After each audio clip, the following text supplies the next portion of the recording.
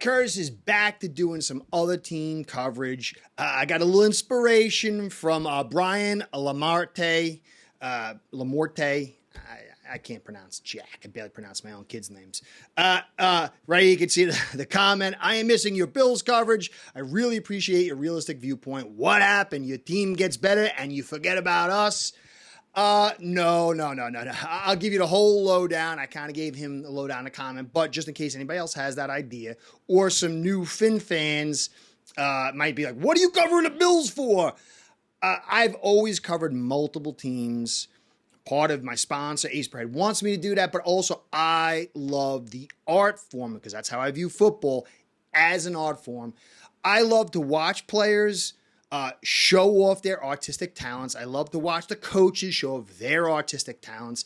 And in the studying of the game, I will always have a great time, and it will increase my understanding of my own team and my coverage for my own team. I found that when I was very bottlenecked in my view and studies of the game, I made far worse evaluations than I do today. And so I have kind of laid off for a while, not because I think my team's doing great. I'm always the concerned Dolphin fan. A lot of Dolphin fans get a little upset at me for my concerns, but I do think we're going to have a real good shot, and that is almost unique for the last 20 years. But basically, I've been blessed with great health. I mean, like phenomenal health my entire life, except the last 2 years. I've been battling blood clots, came from I don't know where, and I can't seem to shake it. I thought I had got rid of them. I decided I wanted to do a combine like I was when I played in college to redo the 52 and see where I stood. Got off my blood thinners, kind of, boneheadedly without my doctor. I weaned myself off. And then all of a sudden I found myself sick again, full of blood clots, back on the blood thinners. And so it's left me kind of weak and not able to really branch out and do all things. And I changed some styles and formats and of the show. And so I had to take my time off, but now I'm healthy again. I got my energy up. My man Tommy over at Mafia Sports Report also prompted me. He's like, Curtis, I know you like the offensive line play. Why don't you do a film study on O'Cyrus Torrence? And I said, I was thinking about it. I was kind of being a little, lazy about it. And I said, all right, between Brian and my man Tommy, I got to get back into it. And I was very, very happy I did. I watched the last preseason game, the first preseason game of the Bills. And I'm going to do a little film study here and cover a few topics. But I find the Bills very, very intriguing. I always have when I first started covering them 3 years ago. And I found that this tape is extraordinarily hopeful for Bills fans.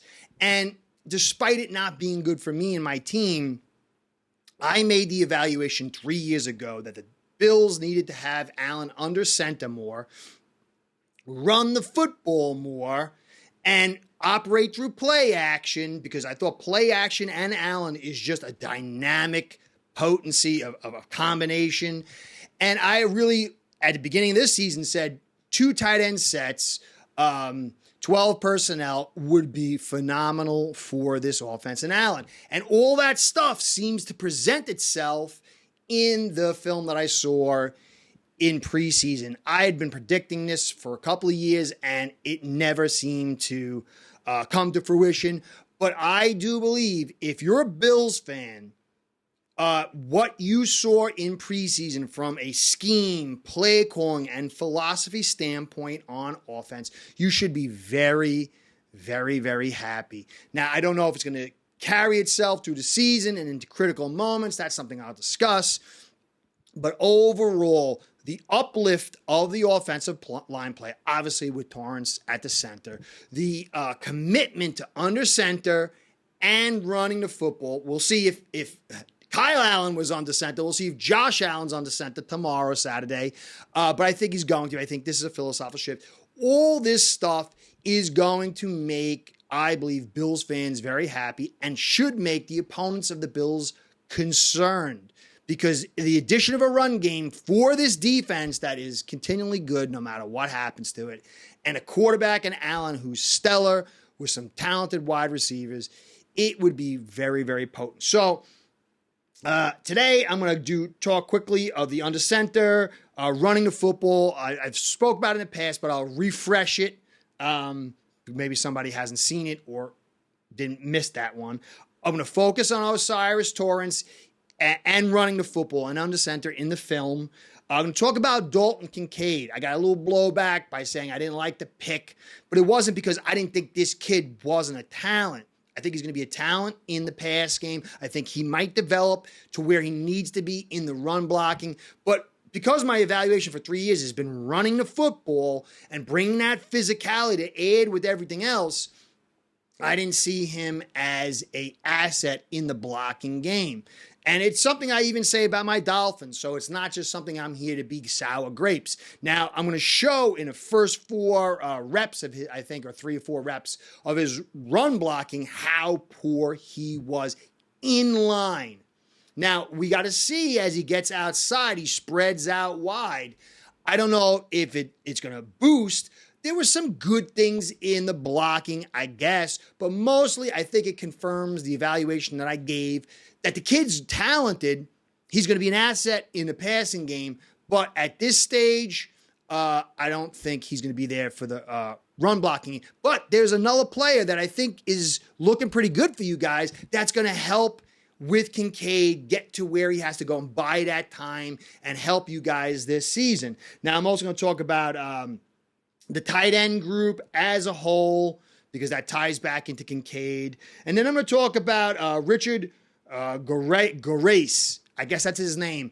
A quick little thing about, he really wasn't on my radar. I don't know if he was on Bills fans' radar, but he had an excellent preseason game. And, you know, it is what is in context, but I thought that he did really well. So that's going to be my whole thing. I got about 4 or 5 minutes of tape. I'm going to cover that. So that's the whole show. Now, before I get into it, I want to say thanks for stopping by, guys. I'm sorry, again, for my coverage being a little lapse, but I appreciate all you guys do, the likes, the subscribes, the comments. Bills fans, you know, I'm a Dolphins fan, and for you guys to come here and listen to me because I'm the bad guy, it shows just, you know, it shows amazing support. You guys have been a huge asset to this channel. And so I promise this season it will deliver like last season, continual coverage. So I want to thank you guys for all that you do and give you a shout out and a shout out to Ace Per Head, my sponsor, because without the 2 of you, this show ain't going down. Ace Per Head's betting software is the premier white label platform for bookies to manage their players and grow their sportsbook operation. Click the link in the description below to get set up in minutes. Ask for the Curtis promo and get a special introductory discount. All right, so quick overview of why I view under center and 2 tight end sets and running the ball so critical for this team. I believe that when you add that element to Allen with all his talents, it is so potent. Now, if you go back, and I kept telling my man Tommy all season, watch them linebackers almost at 80% of the time, they're dropping before the play action is happening. Allen's handing the play action in and out, and it's a wasted motion. No one's buying. And those dropping linebackers are clogging the lanes and making it more difficult because they're still getting the pressure with their 4. And this is something very similar to what happened to the Dolphins. But if you can get an actual legitimate running attack to create actual legitimate play action and get better line play to support that, it's going to make Allen so difficult because when he gets that ball in and pulls it out and turns his back and he's coming from under center, that ball disappears. When you do those draws all day long for your run game, it is an easy key for the linebackers to spot that and to not bite and to drop. But when you're on the center and you get that ball and you turn around, those linebackers can't see those keys, those easy reads. And then they either got to pause or take that step up and to bite. They're not just dropping, snapping and dropping. And then when you add in the unseen ball when he turns around and then you put it in and out, that's extra read time. That's extra focus. That's extra concern. And then when Allen gets the ball, if he decides to keep it and boots out to the edge, then you got usually one man on one guy. Maybe the guy gets free or there's a guy sitting aside. And then you have a two-way go with a receiver out there crossing route. So that could be a three-way go. And then Allen could throw it or run it. And that would create huge trepidation. It would be such extra weight on the DC and the linebackers. And so that whole thing together, aside from not having the linemen sitting pass protect all day, not having it all on Allen, where he's 75% of the run of the pass and run game, all your production, it's too much for this guy. And so I think as you use him more and more, you get diminishing returns. And so the less you need to use him and you can defer to other talents, the more impact this kid's going to have. Savvy? All right, so let's take a look at the film and see what we see. All right, so I loved how you opened up under center with the run. You can see right here, Kincaid's getting beat, but Torrence is getting to that second level, and he was doing that all day. Cook, beautiful, does a good jump cut right there and pops it in there. That is a very, very nice gain. Again, under center, another handoff, and you can see right here, Kincaid's getting beaten. He's occupying the defender, and that's good, but he's getting thrown to the ground. But Cook does an amazing job of just attacking one cut and then right up field for another good gain. Another under center, another handoff. Kincaid getting thrown on the ground again. Torrence with a nice double, but Cook with the unbelievable long, pop outside and blazing speed to get the edge. I think this kid's going to another level. You can see a close-up here. 52 is just tossing Kincaid with one arm. And then Cook using the lightning speed to gash the edges. It was designed inside, but that was a good read outside with the pop. Now, inside here, you got, I think it's Latavius Murray. Nice run inside. Big back, being physical. Torrence opening it up inside. Another under center. Murray getting a play action right there. And you can see here, this is a Torrence play. He's getting tossed to the side. You'd think, uh-oh, trouble. But this guy shows extraordinary talent. He gets beat inside with the hand swipe. He gets put on his heels, and that's bad look for his feet. But the ability, the nimbleness, agility to upright himself, lock and hold and save this play shows this kid is really looking special. Another under center play. Another play action. Torrence, look at him. He's holding his guy and he's looking inside, showing great vision. He's able to hold and then watch for anybody coming inside. That shows great intelligence. Now, Allen gets a beat here. Thank God it wasn't Josh Allen, but that was an ugly. I thought the guy's arm was going to snap. When I first watched it, I thought it was Josh Allen, and then I realized it was Kyle Allen, but man, that was brutal. You cannot have that kind of beat down. And there's going to be some problem to play action. I think he's got to learn to throw it away. Another double here. You can see by Torrence at the top, pushing with Shell. Nice row. And now Shakir is my man, Tommy's guy. And this guy looks like he's coming up. That's a beautiful clutch catch after the big sack. I like to see Kyle Allen do that and Shakir. Another handoff, and you can see this is one of the great assets of Torrence getting to the second level, totally walling this guy off, and played a nice part of Murray getting upfield with another inside tough run. And then here you go, Noah. Here's a pass block. You can see, I love Torrence. He gives the butt. He puts his hip into the defender next to him to help Shell out, but still holds his guy, and in effect had 1.5 blocks. Another nice pass. Another beautiful catch by Shakir. This is really good signs for you guys. I guess this is Murray again. Inside handoff. Torrence at the second level again. And look, this is, if you guys can do this consistently, it will open up the edges and the deep. Another under center. I think there's more under center that I've seen from you this one game than all last year. But this is a blitz from the edge that wasn't taken care of. And if you're going to get effect from that play action, you've got to take care of that. So you're getting pressure. Torrence is out now. Pressure on the edge. Quisenberry, I just don't think he's a tackle. Another hit. Thank God. Again, it wasn't Josh Allen. Kyle Allen's the beat toy. Is that Quisenberry? And some, who else is 65? Again, I think that's Quisenberry on the edge, a lot of pressure inside. Once Torrence comes out, this thing starts breaking down. Another pass, nice catch though. More pressure, I believe that's Quisenberry. Oh, no, that's Brown or Quisenberry on the right. Quisenberry, I believe, on the right. Gets beat again. He just can't play that edge. I think he's better at a guard. But what I did like, though, is you get down to a 3rd and short, and you hand it off. And that's Mims right there. Nice blocking, nice running, and a pickup for the first down, which you normally would throw. And the tight ends played a part there, which I liked. So, to me, Torrence is a guy I wanted my Fins to draft. My man Tommy was very, very happy over it. I was happy for you guys, but not so happy for me. This guy is showing it all. He's going to have to grow. He's going to have to get older, and he's going to get better just by physical maturation, technique maturation. But from the floor that you're seeing with this guy, the ability to be that big, have those kind of feet where you can recover when you're like, your feet have a narrow base and you're falling to the side. That is extraordinarily difficult for even a small guy. And then the strength to not get blown up.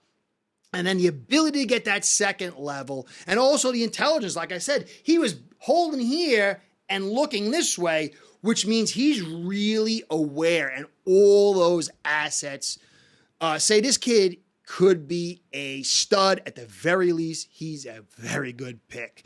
So congratulations on that. Now, Kincaid, look, he's there to occupy. I think that even if he could just occupy like that and Cook can do his stuff, when you get to the play action and he fakes the block and goes out, it's going to be dangerous. My only concern is in the early goings until he starts boosting that ability. If guys really start defeating him big time, they might start blowing up the play. And then Dorsey might get a little nervous about running the football and then go back to Allen, bail us out, and lots of passing. But thankfully, I saw Quentin Morris, not a big guy, but his blocking was the best of all the tight ends. Knox didn't have a good day. Joel Wilson, he's a smaller guy, didn't have a good day. Kincaid didn't have a good day. But Morris for you, I think, would be very, very big. He came in and he started getting some nice blocks for you and opening, even on that first down run, Morris was in there. And I think Knox, who will get to be he'll have better games with the run blocking. And then Morris will have, if he can keep this level or even increase, then you can bring Kincaid in there on occasion, let him grow. And if he can get that blocking to even an average level with his pass catching ability, and then a legitimate play action, I think that's where he's going to have his effect. Now, he might down the road grow into a better, even a good run blocker. I don't know. I can't project that. I think, though, that, you might see him better as he splits out wide. But you could see early on the intention and the offense is to have those tight ends. Sometimes 2 on one side, flanked on both sides. It's a lot of 2 tight end sets. And pass blocking plays a major role. So it'll be interesting to see how that plays out. Overall, I just think the philosophy change is what really hurt you guys the most. You go back to my podcast, I've been saying it over and over. To see what I saw should be extraordinarily encouraging. Now, I don't know if Dorsey's going to have the intestinal fortitude to hold his water, because when you play a game like this, you got to be willing to keep it a little close and trust things are going to open up. You got to be able to hand that ball off on occasion and not have it be ultra successful. But the more you hand it off, the more it gives the defense 2 things to look at and more chances that this thing will pop and start making its way. Because a lot of times run games, they build as the game goes on and the defense gets tired. So I'll be very interested to see what he calls when Allen comes in this week. I heard he's going to play a quarter or something. And then very interested to see what he does in week 1 and beyond. But most importantly, when games get tight, does he get nervous with his play calling? Can he hold and trust that we could play a tight game? We got Allen. And if we keep running that football, it's going to help our defense, and then we might break it. And if we need to, we can call on Superman. So that'll be the most interesting part. Now, it's all about the offensive line. My Dolphins are having problems with Tehran. You can see the Jets, they have problems. Patriots are doing pretty good, but there's a little bit of problems on the edge. There's some great pass rushers in this division. Offensive line talent and ability to handle that pass rush is critical. And Torrance changes the way this offensive line looks. I think it's going to bring such huge dividends, and I hate to say it.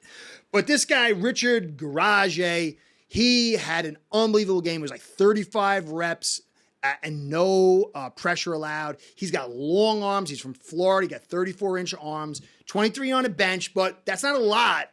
I mean, it's a lot, but not for a guy that big. But when you consider the arm length, it's not too bad, and he played lights out. Now, he's an undrafted free agent, and he's going against middle to lower end talent because he didn't start it off. But that's all you can ask from the guy, and he dominated. And anytime you can find a talent at this stage on the offensive line to even give you the chance, the glimmer of hope, it's a wonderful sign. So congratulations on that. We didn't see Harris. Latavius Murray is a darn good back for you. Just brings a different kind of thing for you. And then obviously Cook's looking good. Mims look good. Overall, the commitment to the running game with this talented pool of backs, if it could be very, very potent once again. Anyway, guys, I hope you enjoyed. Sorry about the delay. I will be back on the regular. Good luck this season. I want you to lose because really this is such a critical year for my Fins. And if we don't hit it, it's could bode bad things going forward. This is a year we're going to have to hit. We put it all here. But I have to say good luck because in the end, best team will win. And this should be great football to watch. And I promise to cover you guys fairly. Anyway, catch you next time, Bills fans, and any Dolphins fans who are here at this point. Be well. See you soon. Next time. Start building your own online sportsbook today by getting signed up with AceBread.com service that'll allow you to book action on sports from all around the world.